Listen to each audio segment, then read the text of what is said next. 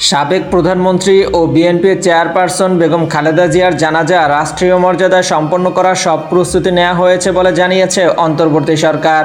সরকারি সিদ্ধান্ত অনুযায়ী বুধবার জোহরের নামাজ শেষে বেলা 2টায় ঢাকার জাতীয় সংসদ ভবনের দক্ষিণ প্লাজা ও মানিক মিয়া এভিনিউ এলাকায় তার জানাজা অনুষ্ঠিত হবে।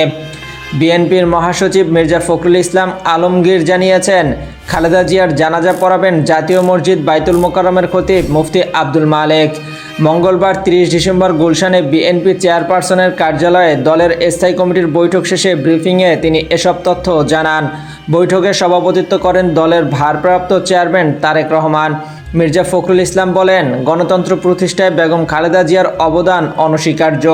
তার মৃত্যু জাতির জন্য অপূরণীয় ক্ষতি। তিনি নেতাকর্মীদের শোকের দিনে শান্ত ও শৃঙ্খল থাকার আহ্বান জানান। জানাজা শেষে প্রয়াত রাষ্ট্রপতি জিয়াউর রহমানের পাশে বেগম খালেদা জিয়াকে দাফন করা হবে। জানাজা অনুষ্ঠানে বিএনপির স্থায়ী কমিটির সদস্য নজরুল ইসলাম খান সঞ্চালনার দায়িত্ব পালন করবেন। Mahadi Hasan, desk report, MP Times.